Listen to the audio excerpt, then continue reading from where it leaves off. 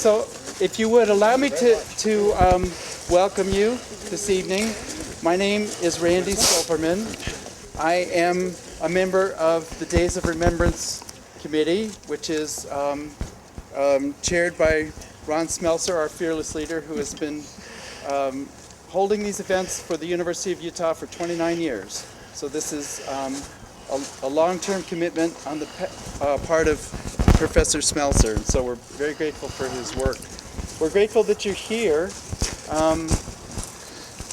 The intended process for the candlelight vigil tonight will be that we will recognize a few people that are here.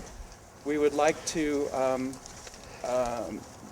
share in the reading of names of victims of the Holocaust and read a poem in unison, so actually two poems, and then have a moment of silence in remembrance of the Holocaust and the dead.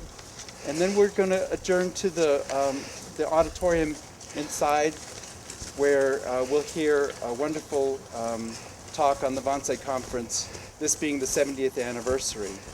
So the reason that we're here tonight is that we are honoring the dead in the event that occurred. It was between 1933 and 1945. The problem with recognizing the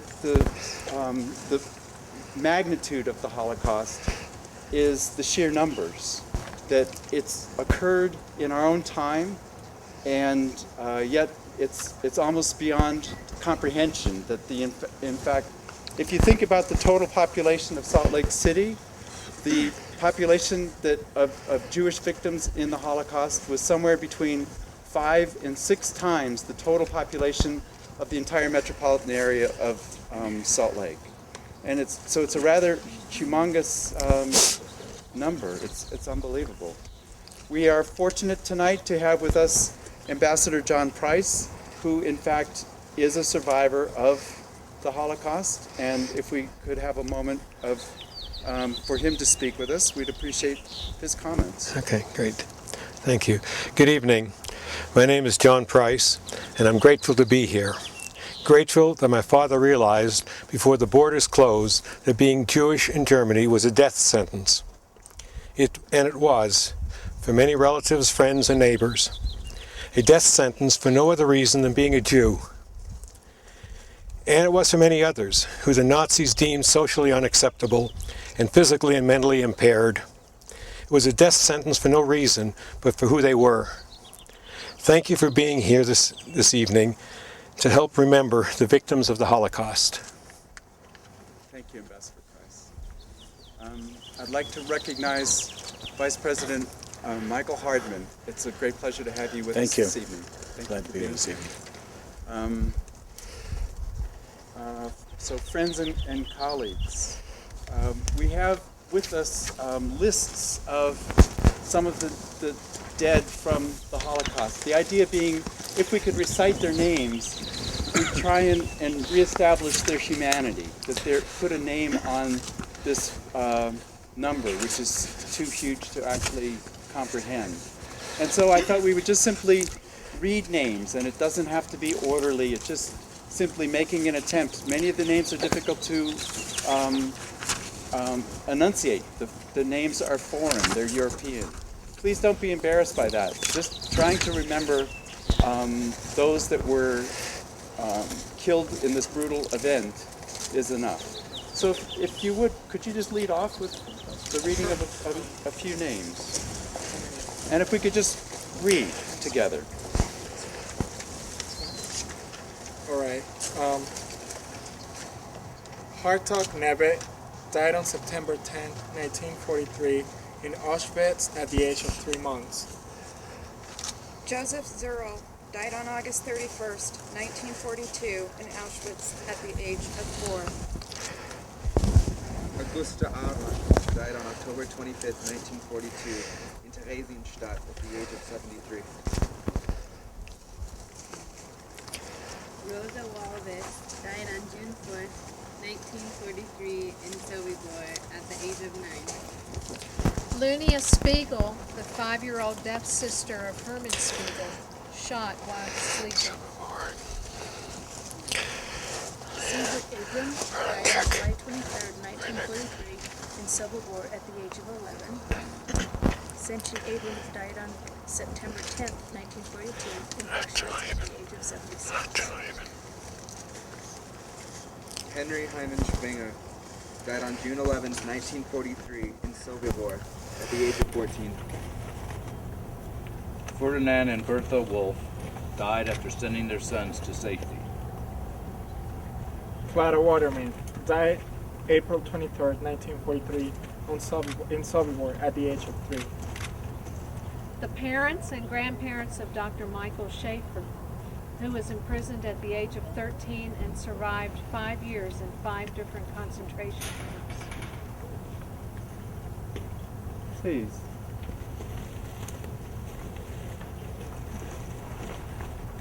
From the back. Go ahead. Philip Abraham Peabody died on August 15, 1941, in office, age 25. Please. Gerda Horowitz died on September 30, 1942, in Auschwitz, at the age of 24. Benin van Zweden died on May 28, 1943, in Sobibor at the age of 4. Erwin Springer died on January 31st of 1944 in Warsaw, Poland, at the age of 26 years old.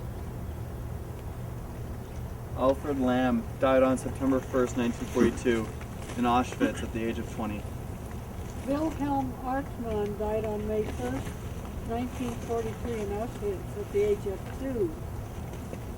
Rudolf Bloom died on May 15th, 1943, in Auschwitz at the age of 1. Sophia Andak died on August 5th, 1942, in Birkenau, at the age of 10. Gerd Abrahams died on September 30th, 1942, in Auschwitz at the age of 24. Kurt Israel Aaron died on December 3rd, 1942, in Auschwitz at the age of 48. Sonia Anda died on September 10th, 1942, in Auschwitz at the age of 16.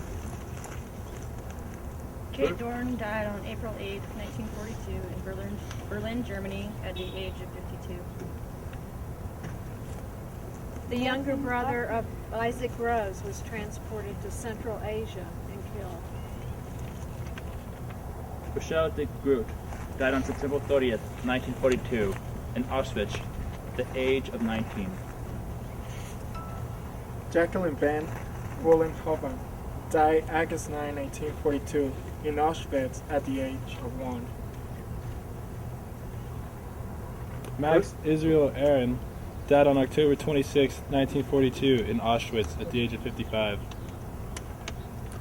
Harry Mandelbaum died on September 28, 1944, in Auschwitz, at the age of 17. Kenny von Adelsberg died on February 19, 1943, in Auschwitz at the age of 20. Kurt Israel Acker died on August 14, 1941, in Mauthausen at the age of 20. Yetya Andat Stad died on October 15, 1942, in Auschwitz, at the age of 70. David Pack died on August 26, 1942, in Auschwitz at the age of 17.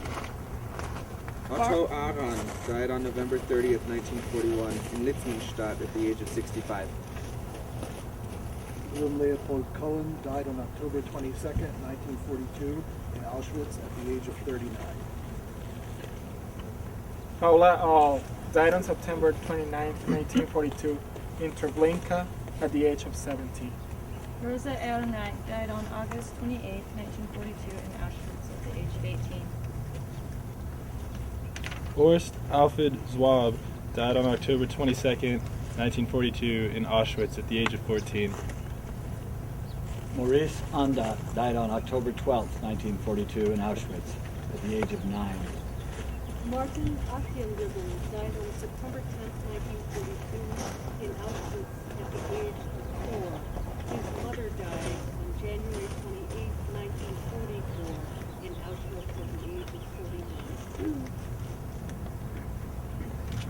Angelina van Handelsbergen Sofa died on September 14th, 1942. If we could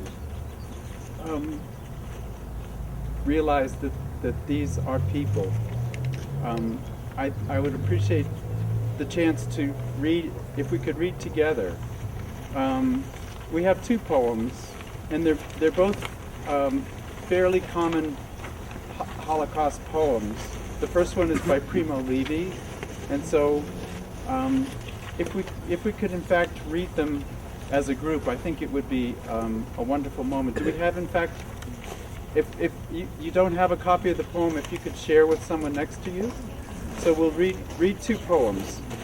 The first one, Shema. Shall we read together? You who live secure in your warm houses, who return at evening to find hot food and friendly faces, consider whether this is a man who labors in blood, who knows no peace, who fights for a crust of bread, who dies a yes or a no. Consider whether this is a woman without hair or mane, with no strength to remember, eyes empty and a room cold, as wrong in winter. Consider that this has been. I commend these words to you. Engrave them on your hearts. When you are in your house, when you walk on your way, when you go to bed, when you rise, repeat them to your children, or may your house crumble. Disease render you powerless. Your offspring avert their faces from you. And on the reverse of the sheet of paper, first they came for the Jews. Together. First they came for the Jews, and I did not speak out, because I was not a Jew. Then they came for the communists, and I did not speak out, because I was not a communist. Then they came for the trade unionists, and I did not speak out, because I was not a trade unionist. Then they came for me, and there was no one left to speak out for me. Thank you. If we could light the candles now.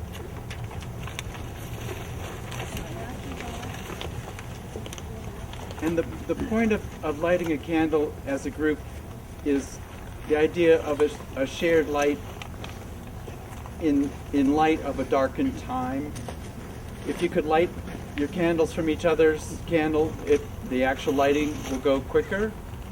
And it's also symbolic of the concept of lighting candles as a group, unifying together as one in a solemn moment of silence in remembrance of the victims of the Holocaust, which included Jews and non-Jews alike.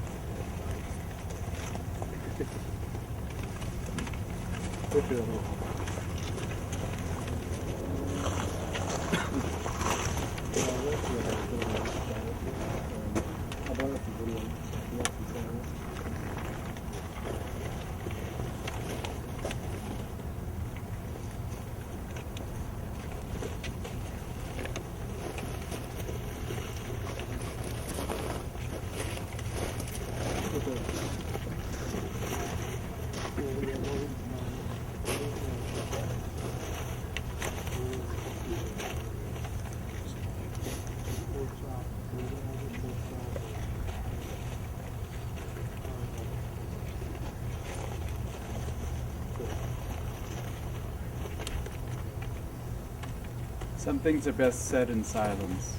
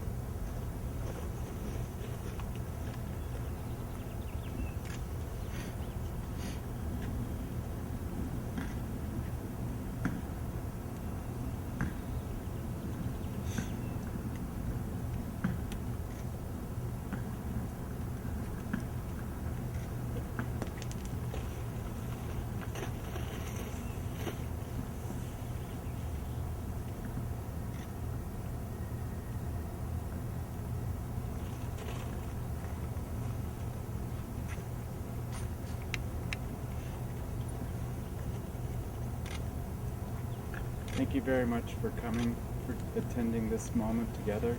Thank you for your kind sharing. The keynote address for this evening's,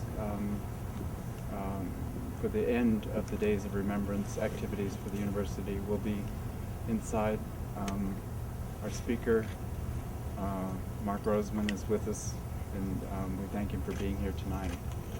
So, if you will, and we'll have talks from the Vice President, from Ambassador Price inside. If you'll deposit your candles, we'll recycle them and they won't cause a mess for people. And thank you very much for this moment. This was quite wonderful. Good evening, everyone.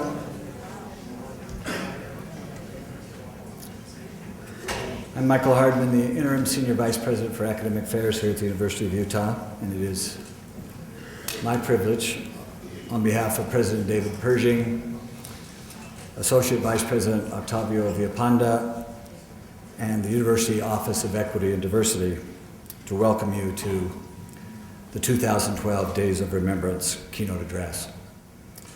This is the 29th Days of Remembrance here at the University of Utah, and as an annual event, it is the longest running event annually here at the university,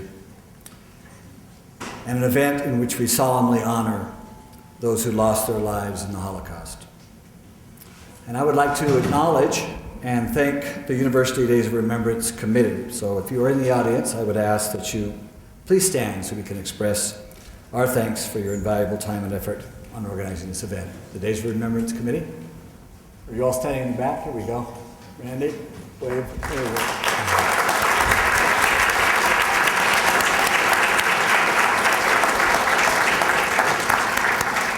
I would also like to acknowledge and thank the Days of Remembrance sponsors and partners, the Office for Equity and Diversity, the College of Humanities, the Department of History, the J. Willard Marriott Library, and the University Housing and Residential Education.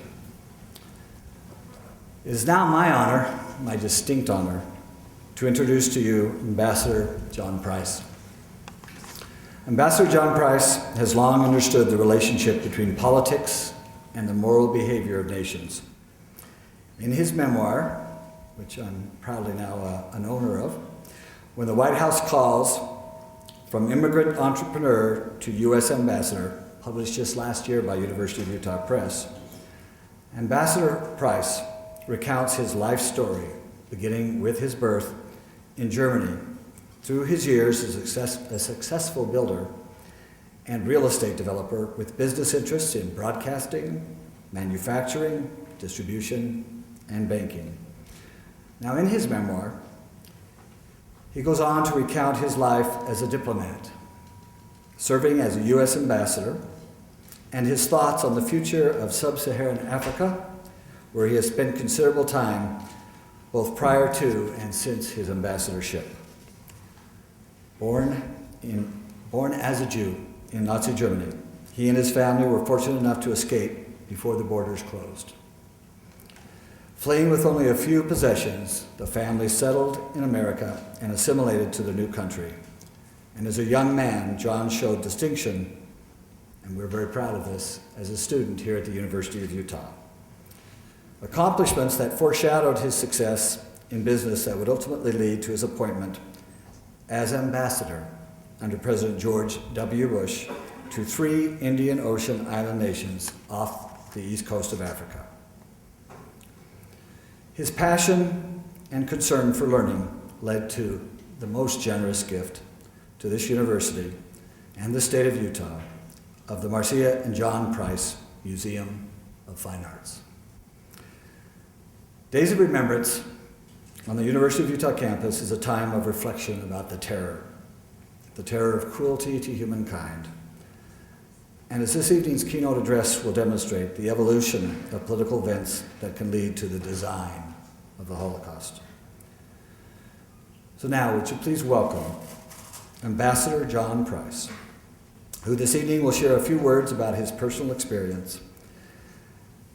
And it is our hope, through his words and our keynote speaker, that we, as a university community, as the people of the state of Utah, the citizens of the United States, will have learned the lessons from tonight's events, and that these events will provide greater insight into international events, and that through their study, we may forever help to prevent this great tragedy from ever occurring again. Ladies and gentlemen, Ambassador John Price.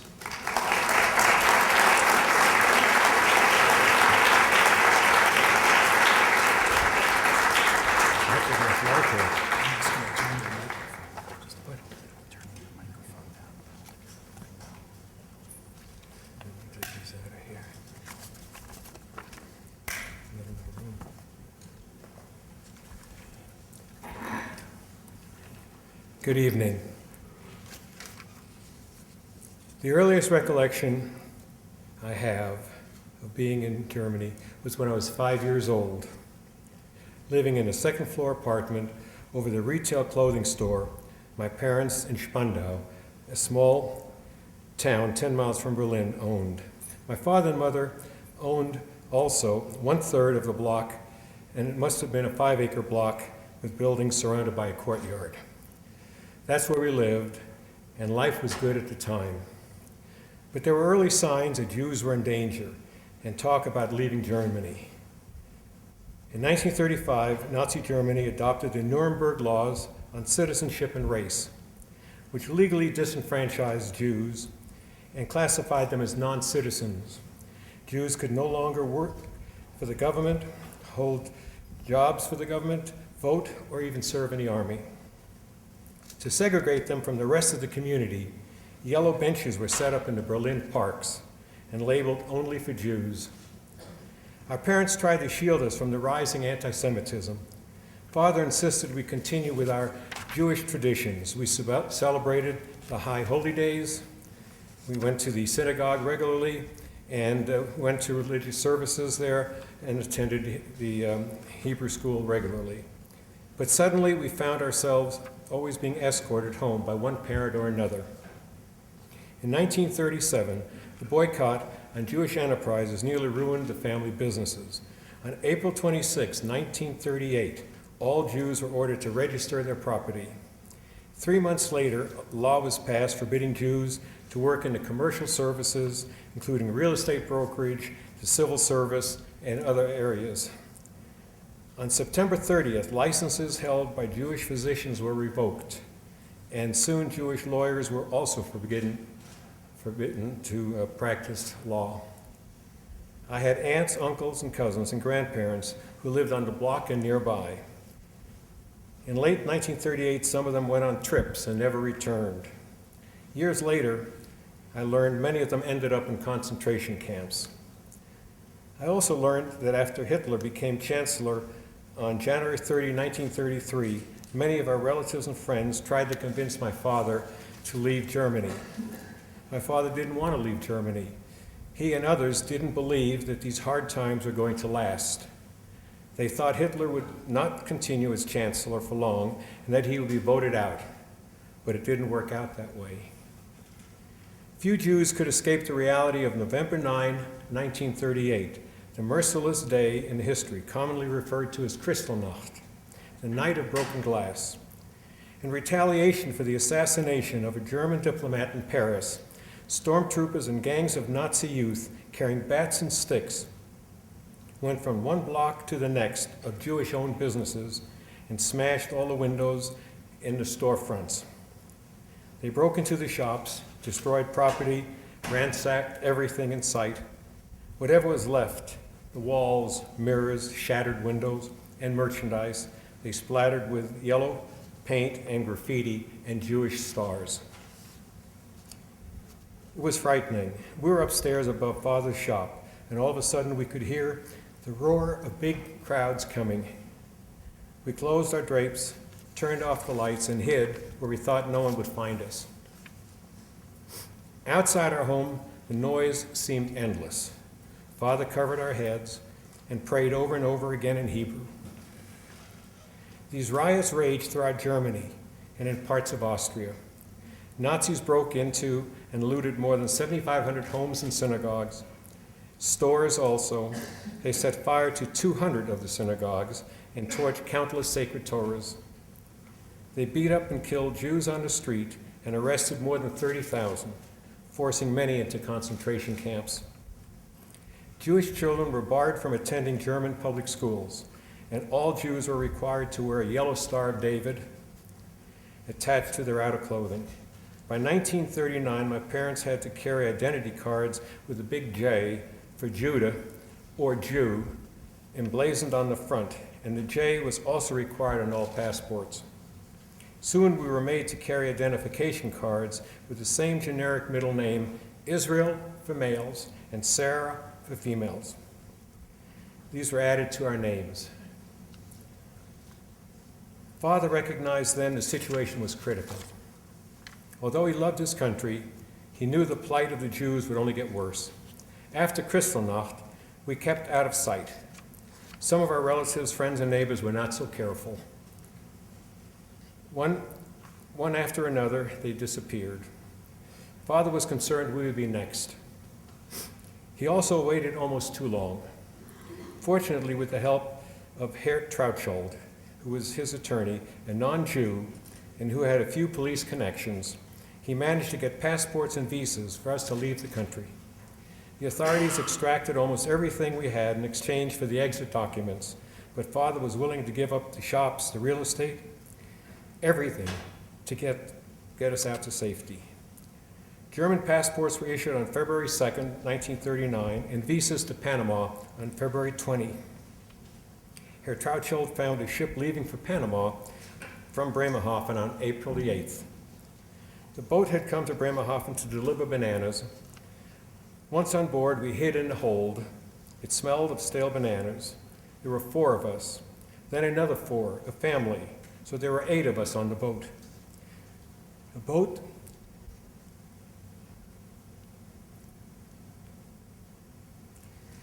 that could have taken hundreds of people.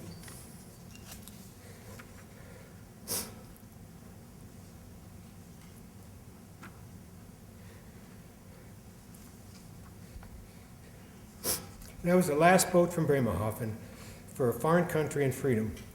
The German borders were sealed only a few weeks later. Without her Trautschuld, we would most likely have perished.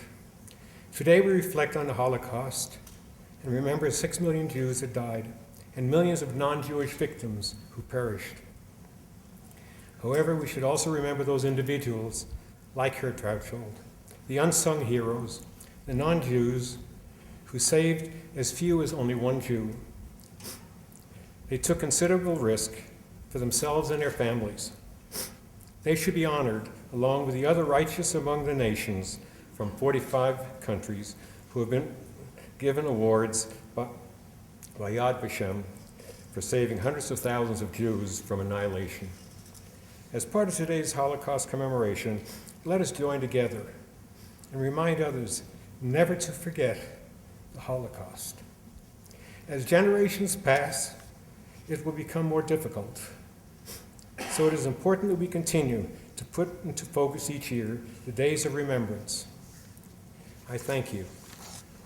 I would like to acknowledge my son Stephen here this evening, who's a legacy of our family, and my daughter Jennifer, who's here, and my granddaughter Chelsea, and their friends Tiffany and Tanner. I appreciate their coming. I wish to also thank at this point Professor Ron Smeltzer, as he has helped bring about the Days of Remembrance event at the University of Utah for over 30 years. They say 29, I think it's a little longer. But anyway, thank you, Ron. And now I'd like Ron to introduce the keynote speaker. Thank you.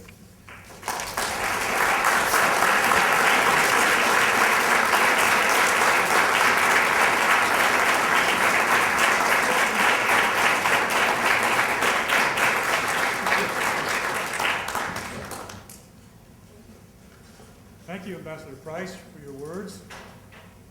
Good evening and welcome to the, we thought, 29th annual commemoration of the Days of Remembrance here at the University of Utah.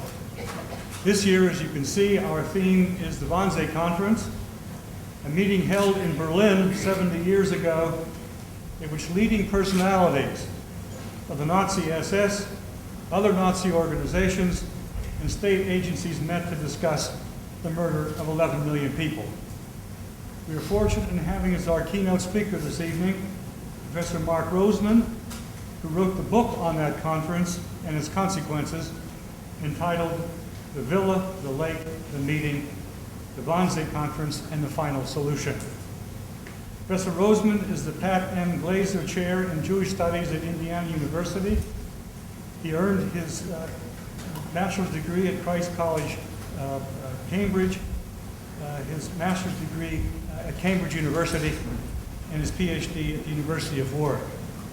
He's the author or editor of a number of publications covering a wide range of themes, including protest in 1920s and 30s Germany, Holocaust survival and memory, Nazi policy and perpetrators, the social impact of total war, among many others.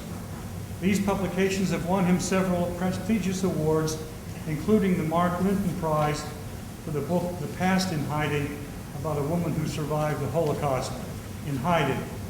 He's also received research fellowships from the United States Holocaust Memorial Museum in Washington. He's excelled as well in teaching.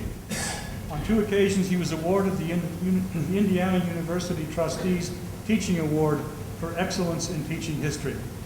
He's taught a seminar for faculty at the Center for Advanced Holocaust Studies in the Holocaust Museum in Washington. Currently, he is researching the German left-wing reform group called the League for Socialist Life, an organization which managed to protect its Jewish members during the time of Nazi oppression. Please join me in welcoming Professor Mark Roseman.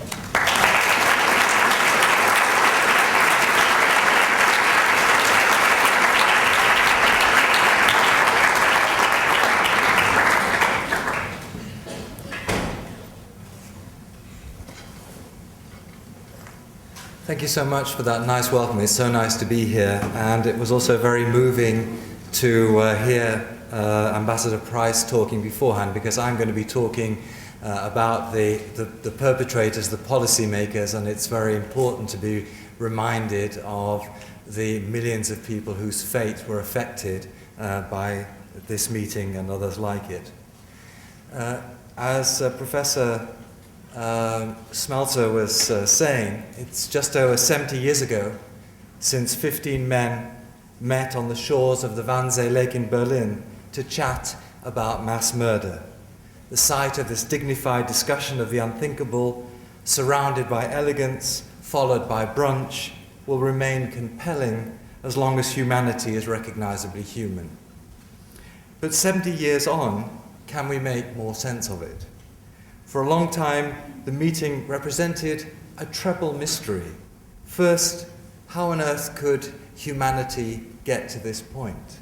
Secondly, for the Germans, there was a specific question about how their highly educated, there were 8 PhDs sitting around the table, highly educated representatives from the state administration and civil service and their education system could be involved in such a project. Those are questions paradigmatic of the Holocaust as a whole, but more specifically, what was this meeting doing?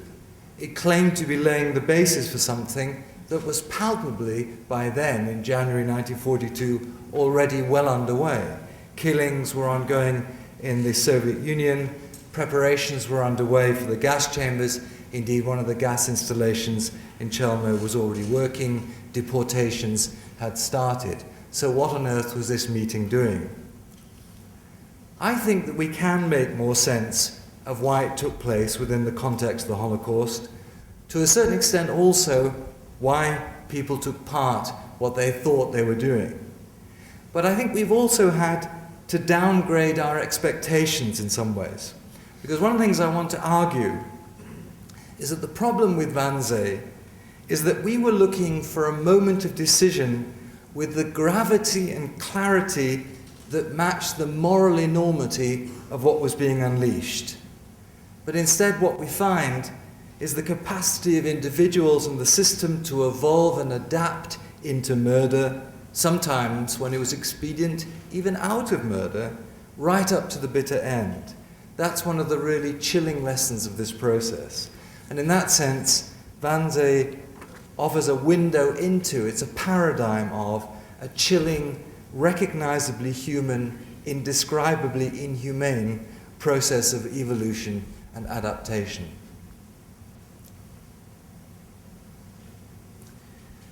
I want to begin with the surviving invitations and above all with the minutes, the protocol, with documents. It's a reminder for most part what we build our picture of the past from is documents, certainly on the policymaker's side. I want to make the historical process of discovery a little bit transparent. A reminder too that there are some crucial documents that we lack, some that may never have existed. The key discussions between Hitler and Himmler, for example, were not written down, they remained verbal, there is no written record of them. But also I want to make the point here, and I'll be exploring it in the lecture, that whilst the protocol itself and the invitations were found soon after the war, it's been the discovery of new documents since the fall of the Cold War, the end of the Cold War, in the former Soviet Union, that has helped us to locate the Wannsee meeting in the broader unleashing of genocide. So at the end of November 1941, Reinhard Heydrich, the head of the German security police, chief of the security service SD, protector of Bohemia and Moravia, sent out invitations to a meeting. The invitees were civil servants, Nazi party officials, and senior SS men with responsibility for Jewish matters. The meeting, to be followed by a buffet, was to take place in a grand villa in the Berlin suburb of Wannsee. Originally scheduled for the 9th of December, it was deferred indefinitely by a phone call on December the 8th, and after a new round of invitations early in the new year, the 15 senior officials finally came together on the 20th of January 1942. After the discovery of the minutes in 1947, the approximately 90 minutes they spent in each other's company came to be known as the Wannsee Conference, and as the most infamous meeting of modern times. The actual conference organization had been entrusted to Adolf Eichmann, one of Heydrich's underlings. At his trial in Jerusalem in 1962, Eichmann said that on the morning of the 20th, the assembled officials had stood around in groups and chatted for a while before they got down to business. The formal proceedings were relatively short, perhaps an hour or an hour and a half in length. With no agenda, it seems that much of the time was taken up by an extensive lecture from Heydrich, with some interjections from the other participants. But these are conjectures. The minutes, or protocol, as they've come to be known, in deference to the German term, are very far from a verbatim account. For a number of questions, the lack of a verbatim record is not so important, since the written protocol represents what Heydrich wanted on record, but for others, it raises real challenges of interpretation. Can you hear me at the back, by the way? Is it loud? According to the minutes, Heydrich began by reminding his guests that Reich Marshal Göring had entrusted him the previous July with preparing the final solution of the European Jewish question. The Reich Marshals desired to be provided with an outline of the organizational, policy and technical prerequisites for the final solution of the Jewish question in the German sphere of influence in Europe, now made it necessary to ensure in advance that the central organizations involved be brought together and their policies properly coordinated. From Heydrich's point of view, probably the most important sentence came right at the beginning. Overall control of the final solution lay, irrespective of geographical boundaries, with the Reichsführer and SS and Chief of the German Police, i.e. with Heydrich's boss Heinrich Himmler, and specifically with Heydrich as his representative. Heydrich then reminded his listeners of the recent history of Nazi action against the Jews. Until recently, the only solution to removing Jews had been encouraging them to emigrate. But the Reichsführer SS had now stopped emigration in view of the dangers it raised during wartime and the new possibilities in the East. Instead of emigration, Heydrich continued, the opportunity had arisen, subject to the Führer's approval, of a new kind of solution, the evacuation of Jews to the East. The next ambiguous sentence in the protocol reads, "These actions are nevertheless to be seen only as temporary relief, but they are providing the practical experience which is of great significance for the coming final solution of the Jewish question." With breathtaking calmness, the minutes continue with the observation that around 11 million Jews would be affected by the final solution. A table was provided listing European countries and their Jewish population, including not only countries under German occupational control, Part A, but also Germany's European allies, neutral countries, and those with whom it was still at war, Part B. And then comes one of the most significant sections of the protocol. Jews should be put to work in the East. In large single-sex labor columns, Jews fit to work will work their way eastwards constructing roads. Doubtless the large majority will be eliminated by natural causes, and doubtless any final remnant that survives will consist of the most resistant elements. They will have to be dealt with appropriately, because otherwise, by natural selection, they would form the germ cell of a new Jewish revival. See the experience of history.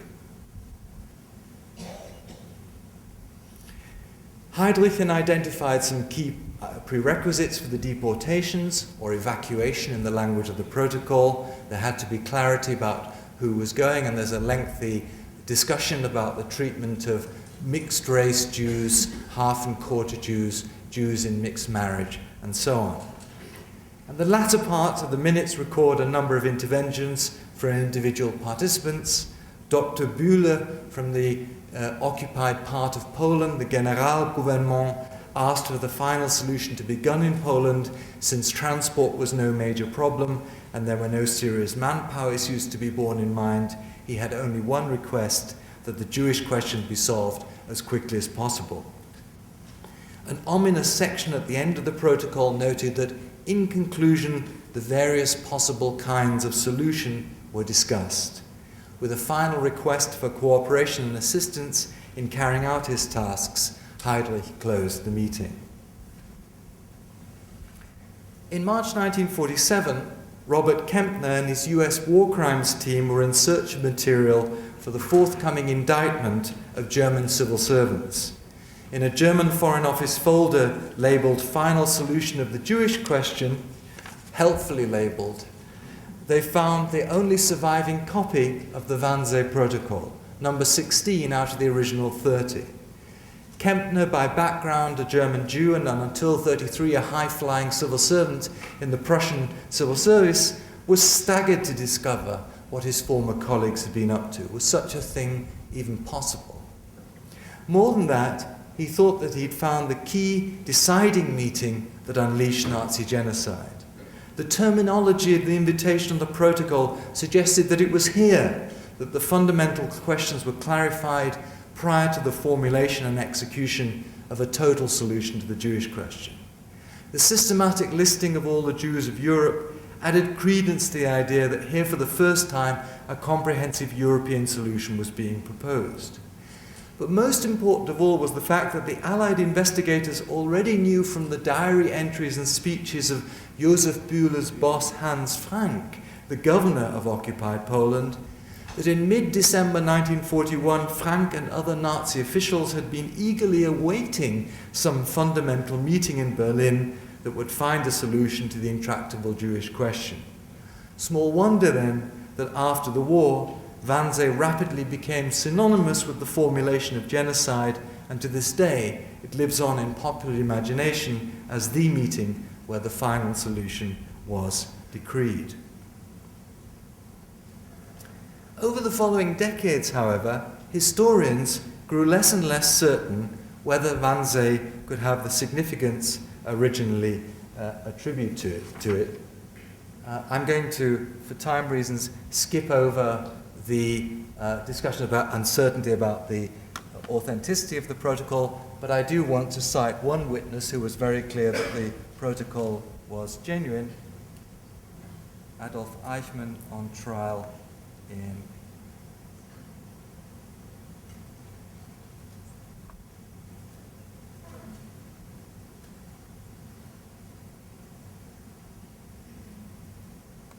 in regard to most of the head of offices. I couldn't get the mouse to do quite what I wanted. Here. This is the prosecutor, the Auschwitz trial in Jerusalem. Minutes. Are these minutes correct as far as you have been able to establish, or are they not? Yes, I do them up myself. So they are quite correct. Die Niederschrift ist meines Erachtens richtig. My opinion, the memorandum, the protocol is correct. Eichmann said quite a few things in Jerusalem that we don't have to believe, but that was one, I think, where we can take his word for it. A stenographer had taken a verbatim account, he'd produced a summary minutes, it had been edited by his boss, Heydrich, and that is what we have.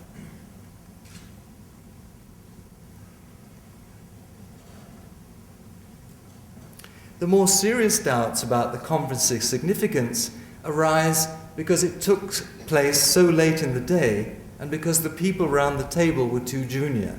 After all, by the time the Staatssekretär was sipping their cognac at Wannsee, mass murder had been underway for 6 months or more. Since the invasion of the Soviet Union in June 1941, the Einsatzgruppen had butchered more than 500,000 Jews. The German army had all but eliminated the Jewish population in Serbia. A special security police task force had conducted mass shootings in Polish Galicia. Gassings had started too. The Chelmno camp had begun operations in early December 1941. Preparations at Belzec were well underway. Test gassings had been conducted at Auschwitz.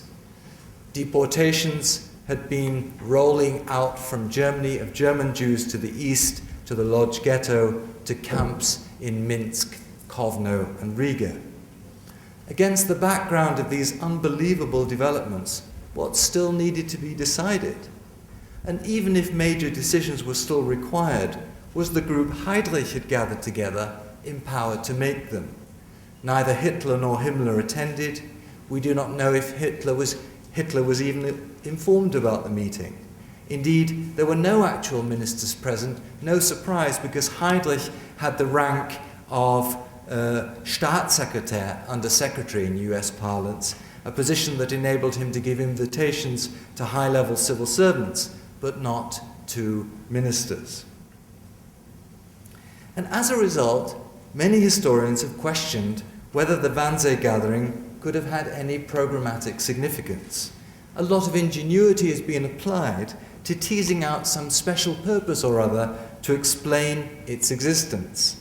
Wolfgang Schäffler, for example, claims the meeting was held because Heydrich had concerns about his personal authority. In the weeks and months beforehand, his boss Himmler had been expanding the influence of branches of the SS over which Heydrich had no control.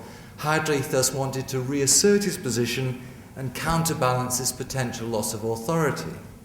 The historian Eberhard Jäckel, on the other hand, while sharing the view that the meeting was about power, believed that far from feeling vulnerable, Heydrich, recently installed as protector of Bohemia and Moravia, and if there was ever a euphemism, it was Heydrich as protector, wanted to demonstrate that he was no longer simply Himmler's man, and that he enjoyed Hitler's mandate in his own right. Wannsee then was all about the trappings the stage managed to show off Heydrich's authority. Other historians assumed that it was mainly there to deal with the borderline issues of the mixed-race Jews. Many of these have something to them. They all proceed, however, from the assumption that the meeting was largely irrelevant for explaining the final solution. And they all thus dismiss the protocol's claim to be laying the foundations for a program yet to be implemented. But why should the meeting have been making that claim if the general program of murder was indeed already decided? And it was because of these questions that in 1992, before the materials discovered in the Soviet Union had really been processed, that Eberhard Jäckel concluded that the most remarkable thing about Wannsee is that we do not know why it took place. Well, what I want to do now is try and locate this meeting in an understanding of the process by which the Holocaust unfolded. There's no doubt that the transition to mass killings begins in the Soviet Union. From the very first day, behind the front lines, special task squads were sent in to carry out mass killings. Many of the squads initially focus on adult male Jews. Within a few weeks, however, their brief had widened to women and children, so that by the summer of 1941, genocide was undoubtedly underway on the territory of the Soviet Union. The question that remains is whether the beginnings of these killings in the Soviet Union meant that the Nazis were now also committed to a European-wide murder program.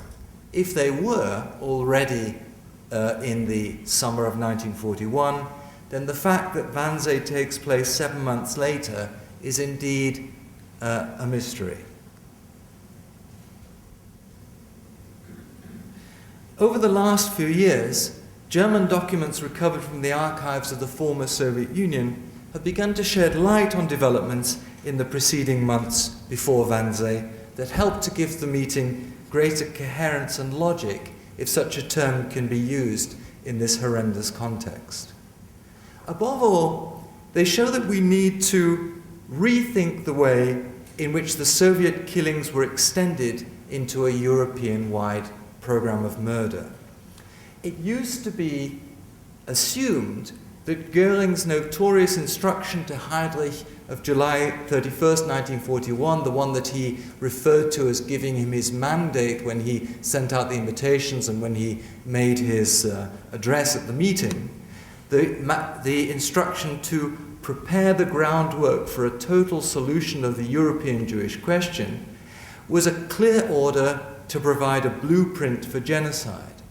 But recent discoveries suggest that Heydrich himself had drafted this document some months earlier and resubmitted it now after certain discussions had been clarified in order, in fact, to prepare for a huge deportation program into the Soviet Union of European Jews once the war against the Soviet Union had been won.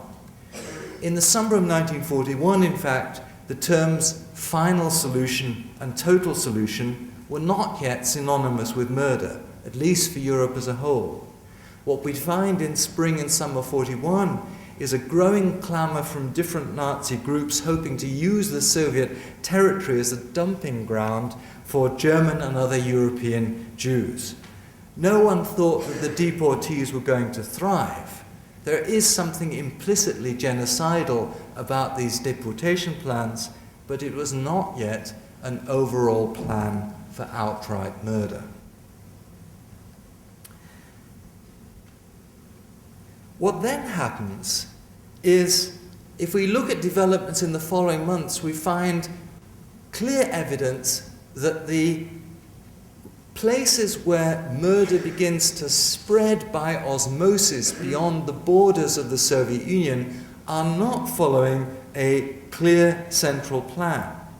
For example, in Serbia, the newly arrived Commander General Burma introduced a radical new reprisals policy against partisans' attacks. All Jewish men of arms-bearing age were placed in a reservoir of potential hostages, and 100 were shot for every German soldier that was killed. Though responding to central signals requiring a tougher policy against the partisans, the decision to make Jews his central target was Burma's own. In other words, no special orders were necessary for such genocidal policy decisions were to be taken.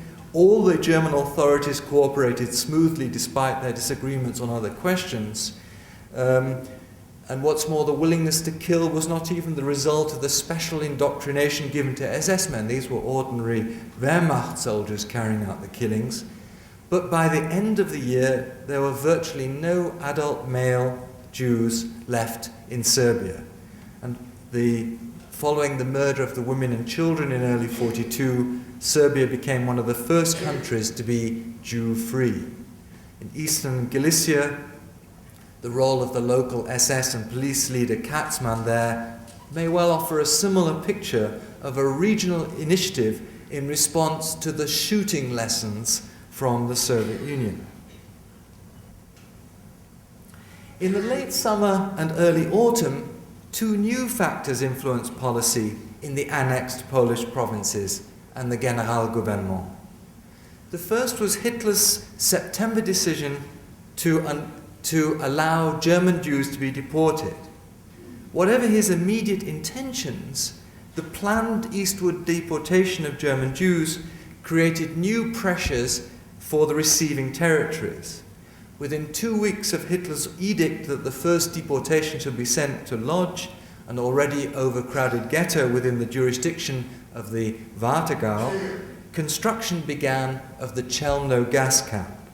A letter sent by the Vaterland's Gauleiter Greiser to Himmler several months later, looking back on events, indicates that the killing of 100,000 Polish Jews in Chelmno was specifically authorized by Himmler through Heydrich as a quid pro quo for the willingness of the authorities to receive deportees from Germany.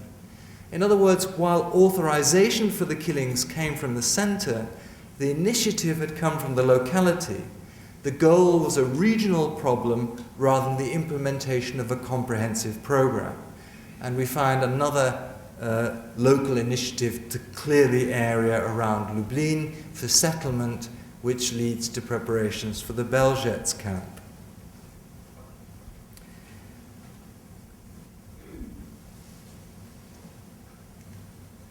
The implication of these recent findings, then, I think the distinction I'm making may sound rather a technical one, but I think it's quite important. What we're saying is that the slippage from murderously neglectful and brutal occupation policies to genocidal measures took place initially without a comprehensive set of commands from the centre. The centre, of course, was consulted in almost all the cases we've looked at. But whatever they may have decided themselves, neither Hitler nor Himmler seems to have been providing a clear-cut plan or even a fundamental command for the lower echelons to carry out. What then happened was that in interaction with these developments, Hitler, Himmler, and in Himmler's wake, Heydrich, excuse me,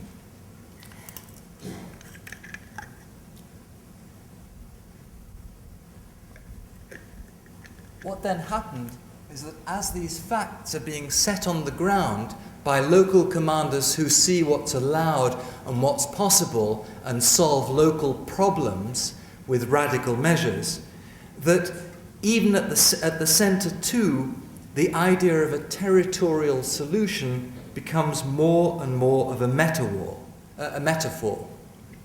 In other words, even though there's not yet a precise concept of killing all the deportees by gas, the dividing line in the fall of 1941 between the idea of a pretty brutal territorial solution of deportations and dumping and that of outright murder was becoming very thin indeed.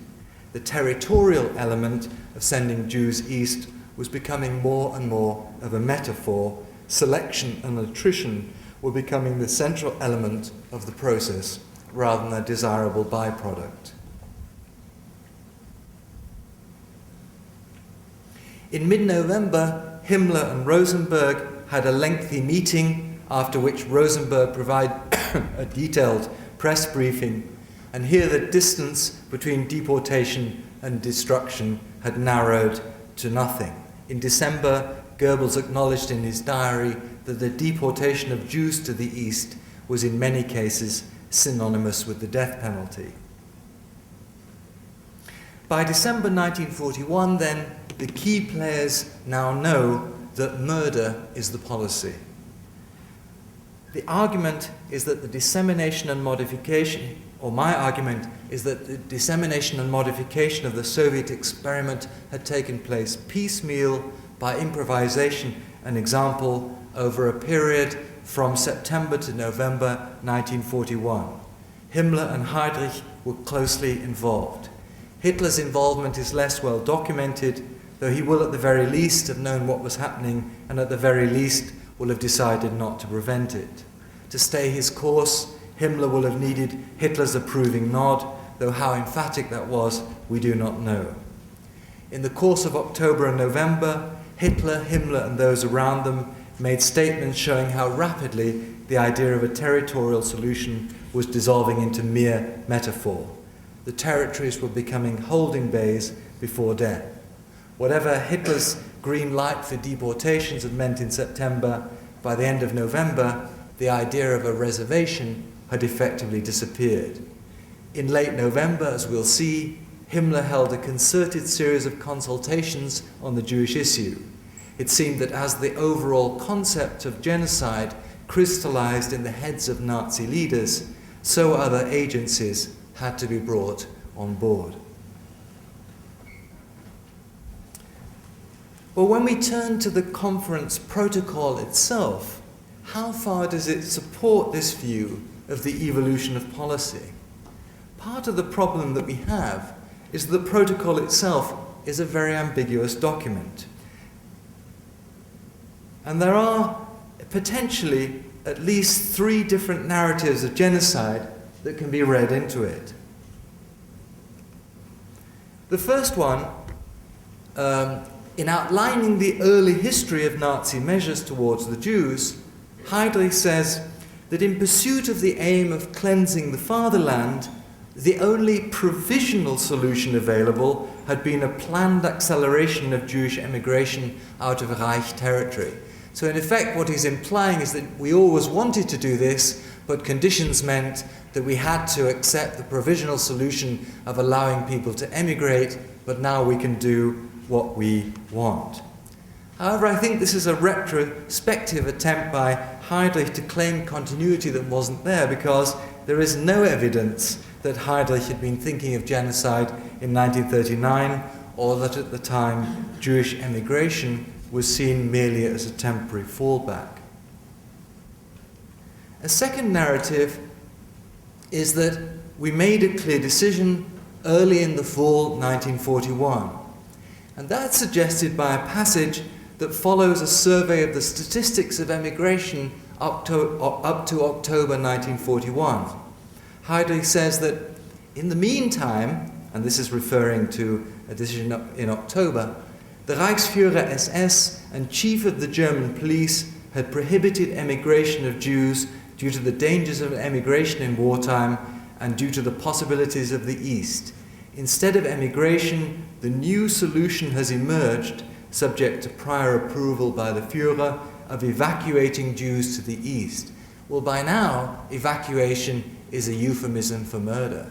So does that mean that in fact the decision for murder was taken at that point when emigration was stopped and the deportations began? Possibly, but a third narrative is suggested by another passage which suggests the line, actually we're still testing things prior to a coming decision. Heydrich goes on, these actions are nevertheless to be seen only as temporary relief, but they're providing the practical experience which is of great significance for the coming final solution of the Jewish question.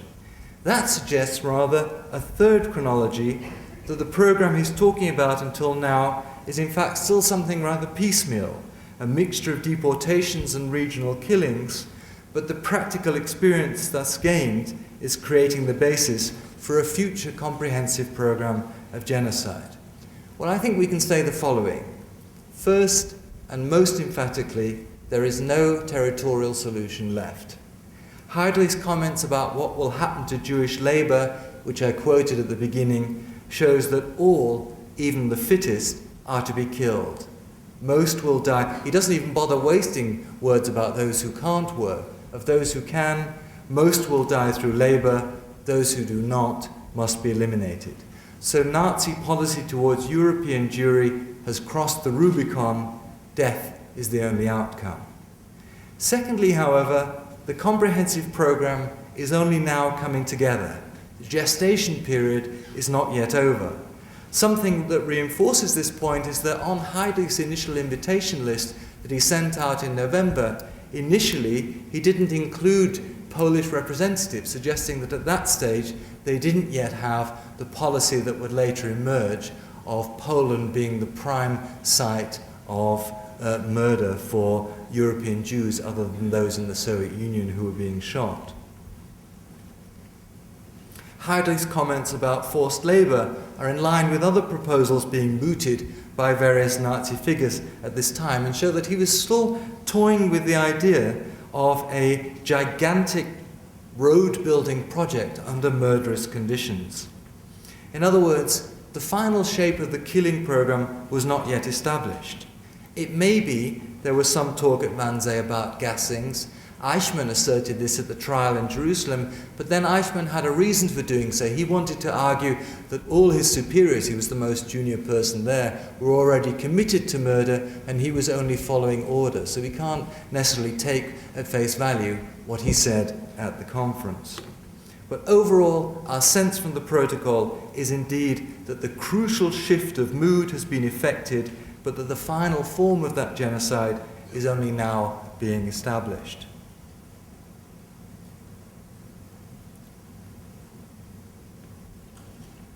Wannsee then really does provide a window on an ongoing process, a process in which the essential points have been set, but the full timetable and the exact course of the journey has not yet been finalized. This does not in itself explain the meeting's purpose, but the meeting no longer appears so detached from the overall process. What, though, was the exact point of the conference? Why had it been called? Looking at the guest list, we can rule out from the beginning the idea sometimes mooted that Heydrich was planning to talk about the technical details of transports. All sorts of people should have been there who weren't, if that was going to be the agenda. On the other hand, the choice of guests and the length of time devoted to the matter indicate that the half-Jews, the mixed-race Jews, and other protected categories were an important item on the agenda. This had been in the sights of party radicals for a long time, and particularly in the course of 1941. The radicals rejected the protection given to mixed marriages, and particularly to first-degree Mischlinge up to that point. The Ministry of Interior and the Reichschancellery, in particular, had committed themselves to protecting half-Jews, and they were now in the sights of the SS. A meeting convened by Eichmann in September 1941 had articulated almost word for word the same proposals that Heydrich now voiced. So it's clear the meeting was supposed to push forward the agenda on half-Jews. Even so, that clearly was not the whole of the agenda. Instructive in this context is Heydrich's decision to include German representatives from Poland, for whom the half-Jewish matter was not a major issue, only a day or two after drawing up the first draft guest list. What had happened was that higher SS and police leader for the Generalgouvernement for Poland had visited Himmler and had complained about conflicts that the SS was having in Poland with the civilian administration. A day later, Heydrich adds the SS and civilian representatives from Poland to the guest list. It's clear, in other words, that this was a meeting designed to assemble those with whom the security police and the SS had run into demarcation disputes. Indeed, the Mischling question was of such interest to Heydrich precisely because it was one of the few significant areas where other ministries retained a leverage on Jewish policy. I think it's also important to note that we now know from documents discovered, in particular from Himmler's appointments calendar, that this was not a solo action by Heydrich. He was not acting on his own in fear of, in deference of, or in independence from Himmler. Himmler organized a whole series of meetings in the weeks before the meeting with figures that attended there. It's clear that they were operating together. This was about the SS asserting its control, ensuring that troublesome categories that might lead to protests about the deportations were ironed out, that these questions were clarified, and the SS responsibility was clear.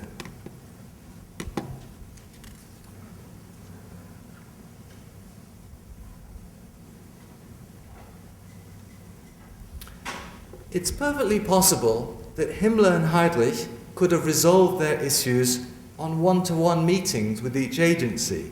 The series of November meetings suggests that they were in the process of doing so.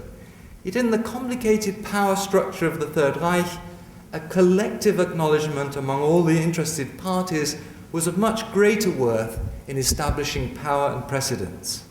Moreover, in the climate of a high-level meeting with strong SS and party presence, the other representatives would be much more susceptible to group pressure. And there was another aspect to the meeting too. Heydrich wanted to establish shared complicity. The shooting of a transport of Berlin Jews to Riga on the 29th to 30th of November, at a time when the German Jews were not yet being killed outright in large numbers, but news of this shooting, of this Berlin transport, spread rapidly through government circles, causing considerable disquiet. Both Heydrich and Himmler were undoubtedly concerned to bind in all the agencies to their enterprise and prevent further murmurings. The last thing they wanted was for Hitler to worry about morale and once again rein in their activities.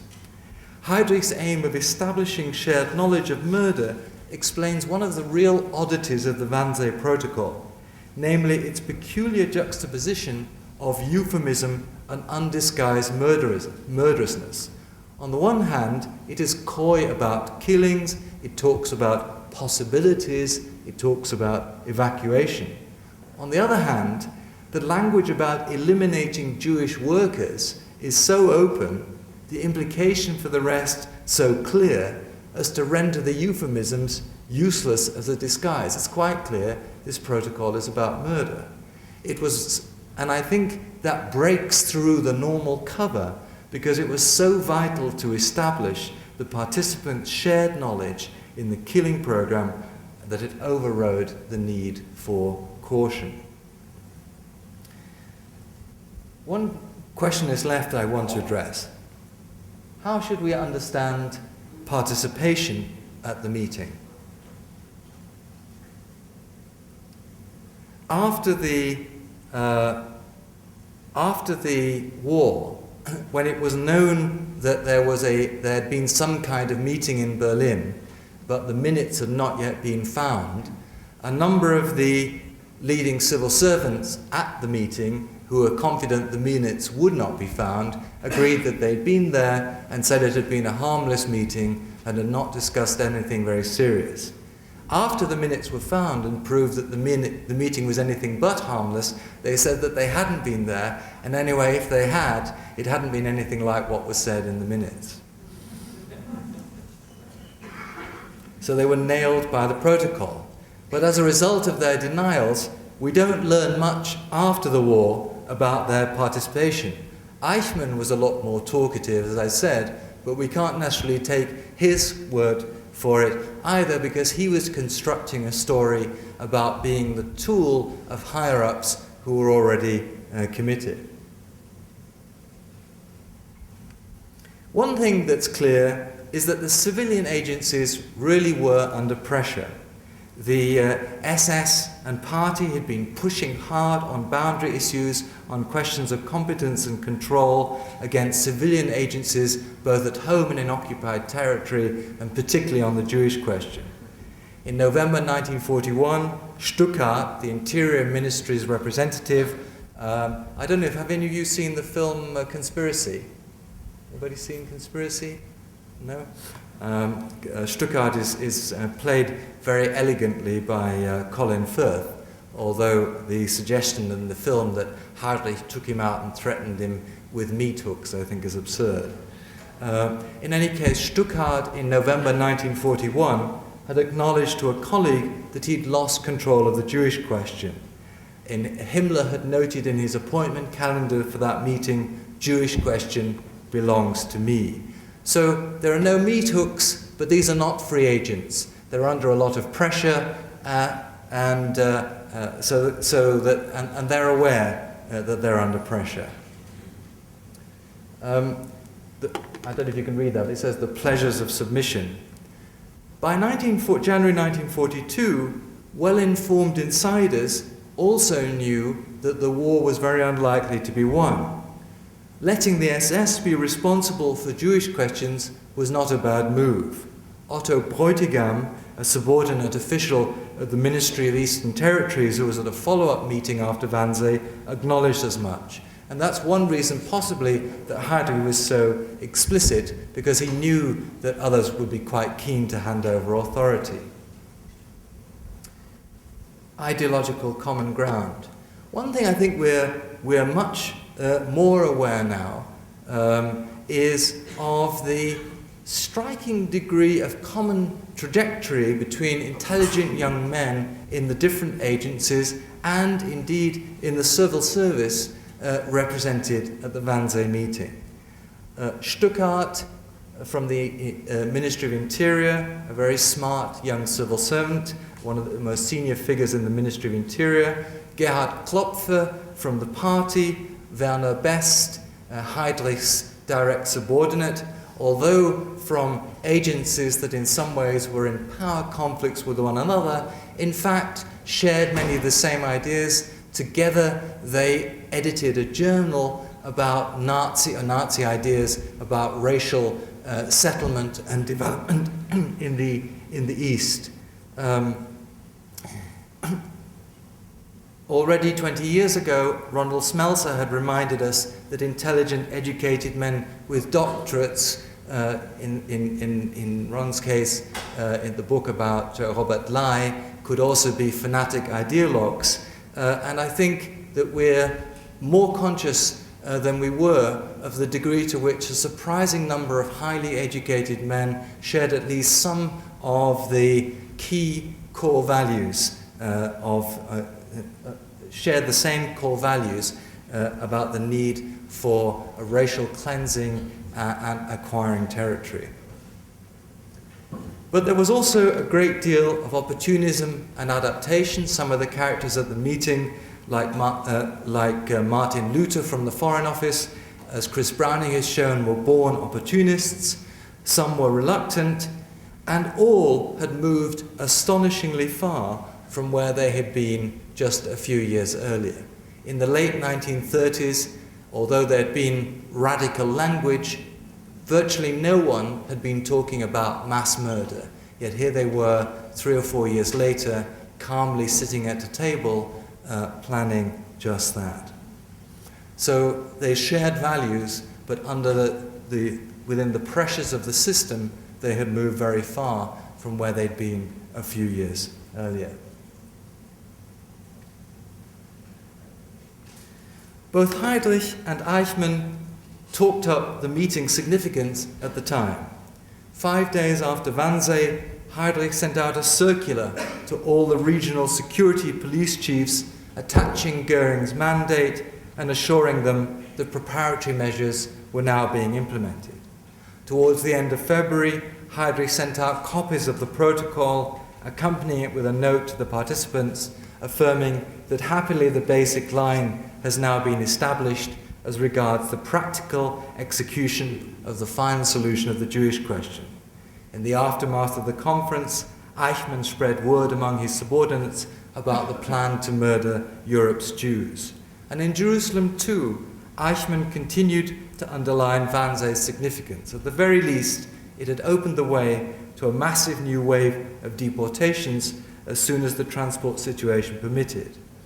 And there are signs too that the protocol spread waves through German officials in Europe. 30 copies were produced. At a cautious estimate, each one reached 5 to 10 officials. We know that officials in Minsk soon heard about it, and in the German embassy in Paris.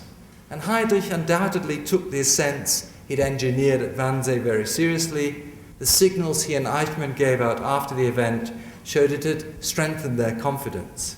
Even in May, visiting security officials in France for the last time before his assassination, Heydrich's account of the planning for the final solution emphasized the agreements reached on 20th of January. Wannsee really had helped to clear the way for genocide by giving the SS the feeling that the major obstacles to their controlling the program had been removed. And 1942 was indeed the most astounding year of murder in the Holocaust, one of the most astounding years of murder in the whole history of mankind. From the period from the beginning of killings at Belzec in mid-March 1942 through to mid-February 1943 saw the extermination in just this period of over half of all the Jews who would die at the Nazis' hands.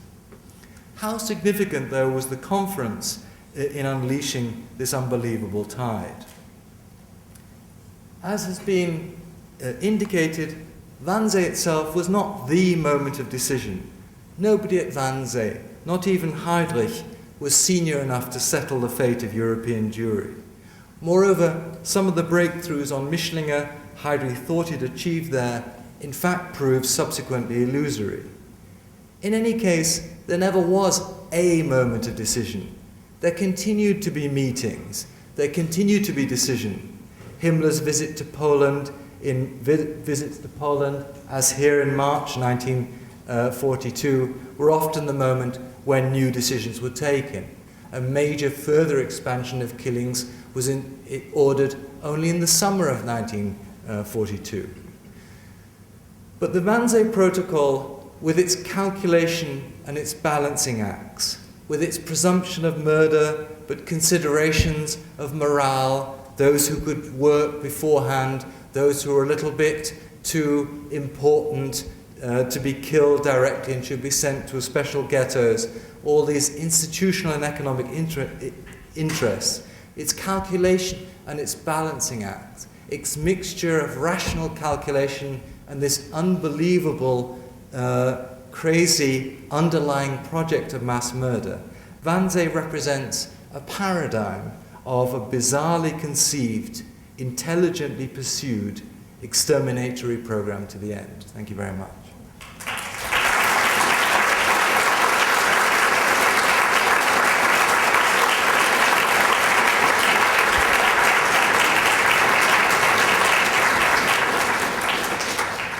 We do have a few minutes for questions and answers. Someone will push a button in the, there we go, so I can see the audience. Do you have any observations, questions for our speaker this evening? Yes? I'm trying to understand the organizational relationship with Himmler here. Why did Himmler, why did Heydrich, first of all, have this meeting with the state secretaries, as opposed to, say, Himmler having a similar meeting with the chief ministers on the ministerial level? And then secondly, can we assume then that all of the principals of those state secretaries were fully informed of the meeting afterward? Two very good questions. The first thing is that Hitler doesn't allow ministers to meet. So the highest level at which ministers were allowed to coordinate, because he was worried about them getting together and making decisions without him. So the highest level, actually, can you hear me if I wander away from the mic? No.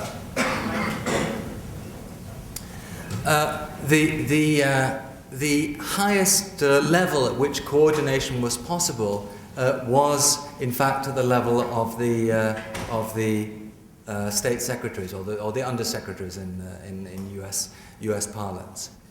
The second reason why Heydrich is doing it is that Heydrich had been given directly a mandate from Goering to organize or force the emigration of German Jews after Kristallnacht.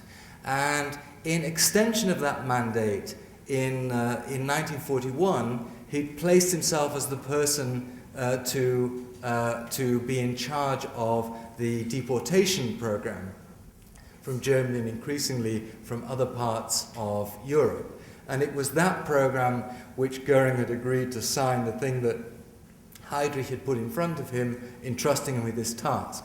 So that is Heydrich's bit of the business, a very large bit of the business, but not everything in relation to what was happening to Jews.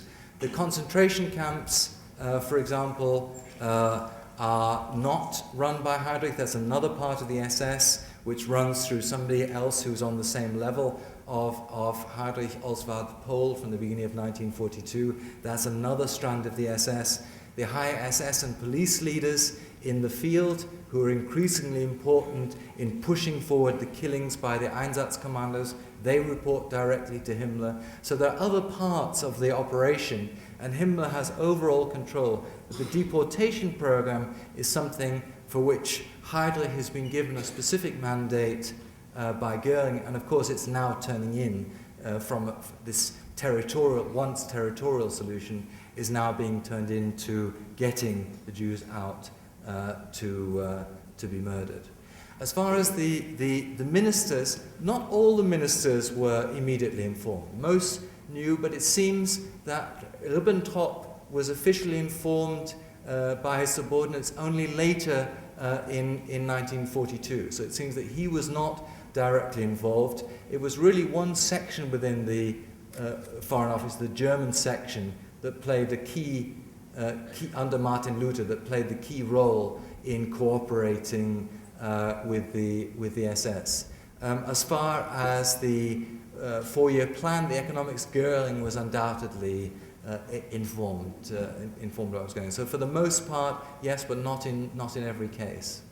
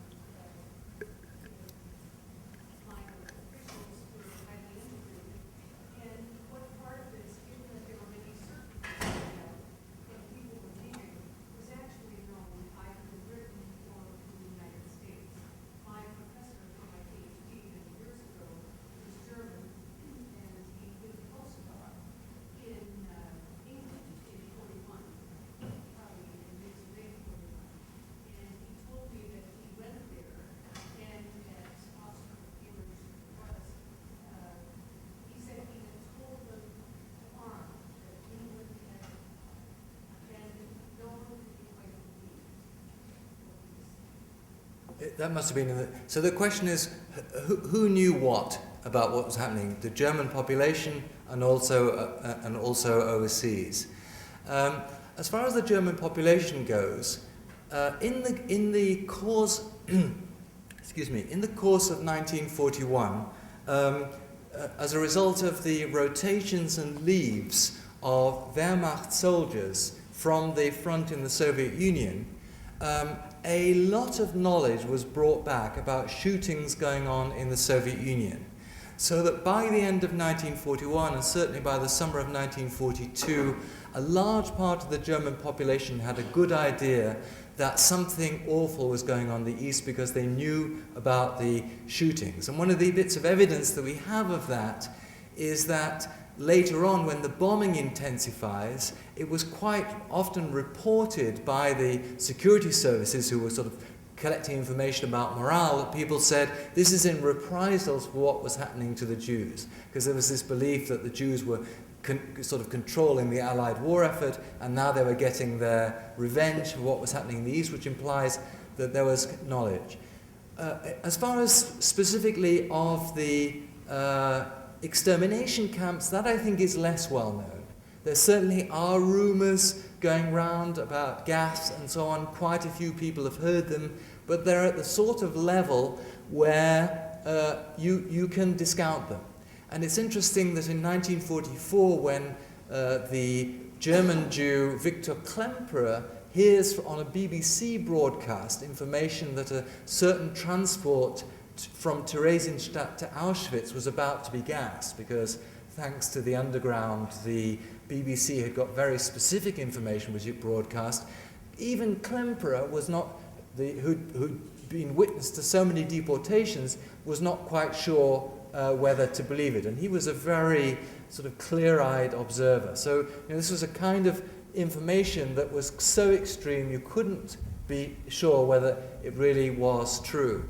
As far as the information that the Allies have, one has to distinguish between core inner circles who are getting intelligence information and the wider public.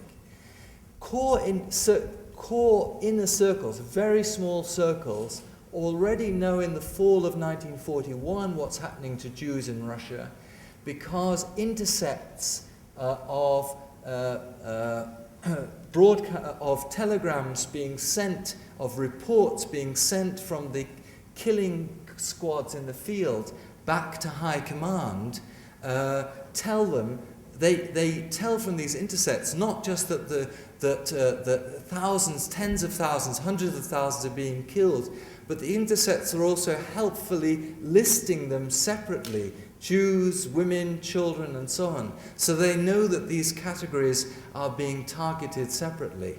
But initially, this information was not being shared because they didn't want to let know that they were cracking the code.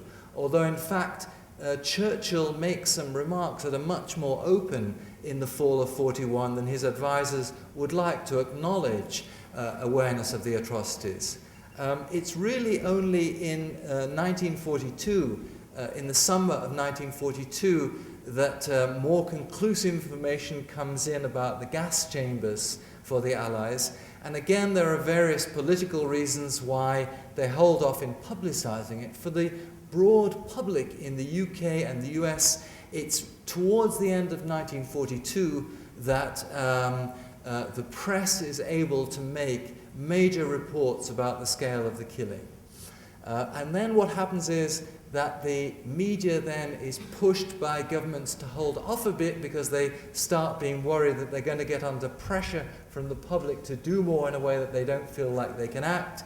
So the information is held back a little bit, but it's out there, and then it comes back in again stronger towards the end of the war. So I would say that from the end of 1942, and I was very struck. I'm working now, as Professor Smeltz has said, on a rescue group that was operating inside Germany, and they were really amazingly well informed. The head of the group managed to meet up with a remarkable Wehrmacht soldier who had been released from the Wehrmacht to work in his father's trucking company. He was taking trucks out to Wehrmacht units in Poland, but he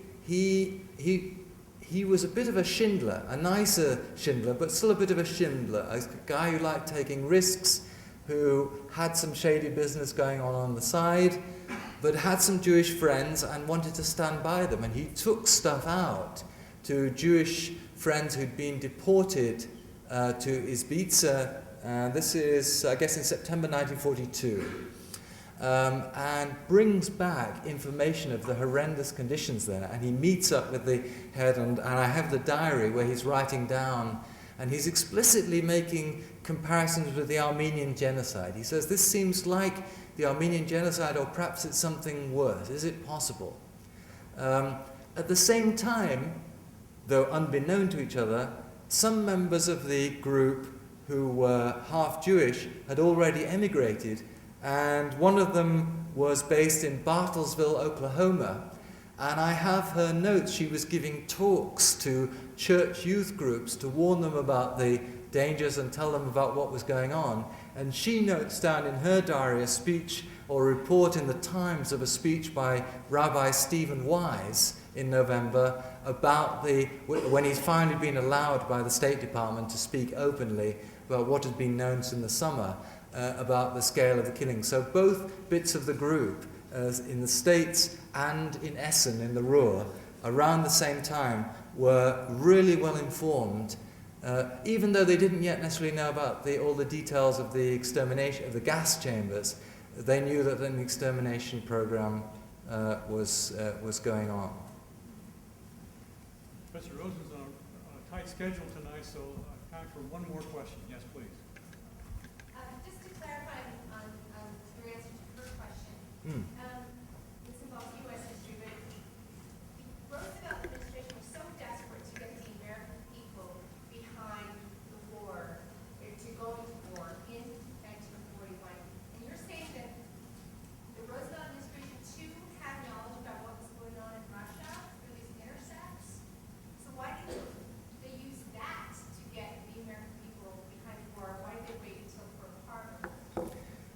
Well, there's at least two parts to that question. One is, I say that if you let the enemy know that you're intercepting their code, then you may be compromising a military advantage that be even more important than this. So that's one thing. Is you're not wanting to let know that you're actually picking up these telegrams. But the second thing is that in 1941, the Jewish issue is not necessarily such a mobilizer in the US. Actually, a lot of people have been suspicious that the Jews are the warmongers, because of course Jewish emigres in the US had been trying to wake up the American public to the danger posed by Nazi Germany, and there'd been a real kind of standoff between those who are neutrals, who were saying that we don't want to get embroiled in a European mess, and who were kind of blaming the Jews for putting pressure on the US. There were congressional inquiries about the role of Hollywood in trying to stir war fever, which was really code for Jews in Hollywood. So the Jewish card is not necessarily a card you want to play in 1941 if you want to mobilize the population behind you for war. I'm grateful for both of our presenters this evening. Professor Roseman opened the door on the Nazi bureaucrats who were thinking of victims in terms of tens of thousands, hundreds of thousands, probably millions. And Ambassador Price reminds us that behind those numbers are individuals and families who are victims of the Nazis. So put those together, and I think we have a better understanding of what happened. And thanks to you for coming this evening. We appreciate your visit.